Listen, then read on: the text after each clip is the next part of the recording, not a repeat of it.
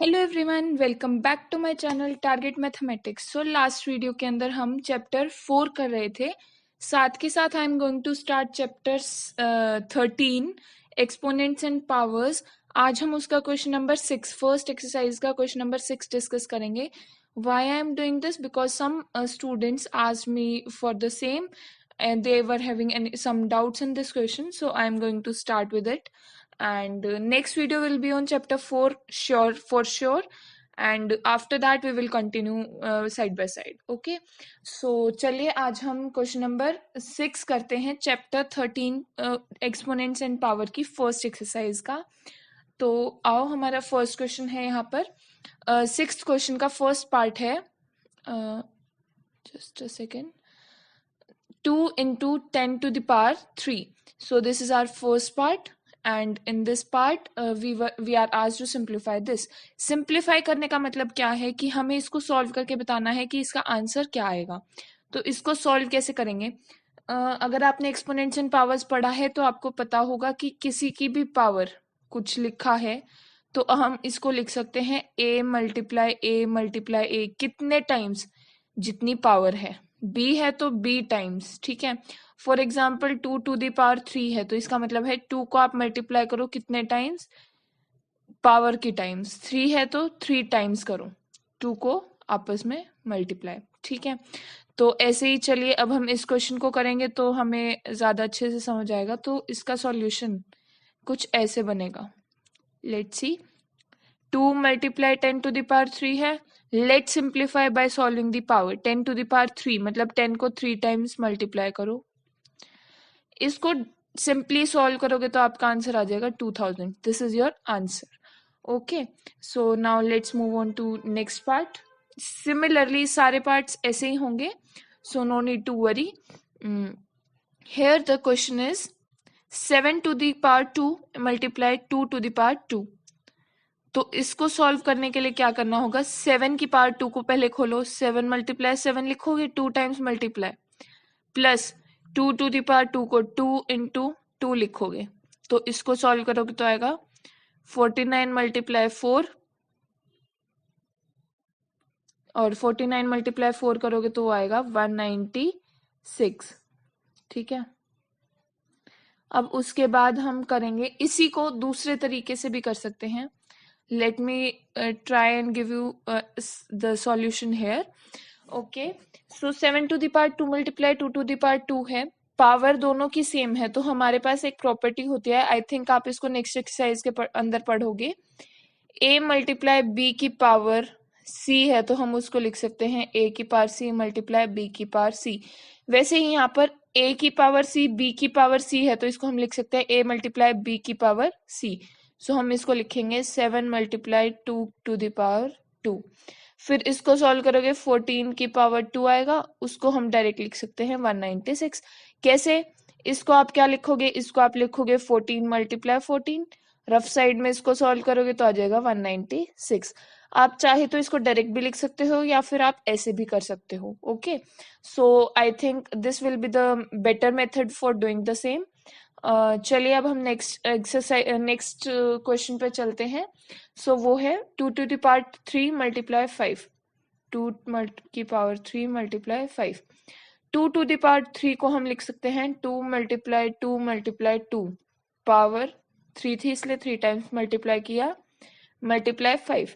इसको सॉल्व करेंगे तो आएगा 8 मल्टीप्लाई 5, ये आएगा 40, ठीक है। और चलिए नेक्स्ट पार्ट पर चलते हैं। आई होप आपको समझ आ रहा होगा। अगर कहीं भी अभी भी कोई डाउट रहता है तो आप मुझसे कमेंट बॉक्स में या टेलीग्राम ग्रुप पर पूछ सकते हैं। So next part is 3 multiply 4 to the power 4। तो इसको हम लिख सकते हैं 3 मल्टीप्लाई 4 की पावर 4 मतलब 4 को 4 टाइम्स मल्टीप्लाई करना है, किया। इसको लिखेंगे 3 मल्टीप्लाई, इसको पूरे को सॉल्व करोगे, रफ में सॉल्व करना तो ये आएगा 16 टू द पावर 2,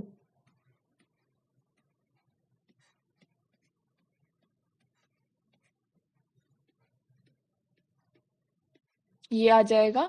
आप इसको रफ में कैसे कर सकते हो, 4 मल्टीप्लाई 4, 16 मल्टीप्लाई 4, 64 मल्टीप्लाई 4, 256। मैंने ये शॉर्टकट से किया, आप कैसे भी कर सकते हो, मल्टीप्लाई ही करना है सिंपली। फिर अब आप इनको सॉल्व करो तो आएगा 1 कैरी 3 2 6 768। इसको आप रफ में सॉल्व कर सकते हो। Let me solve it here.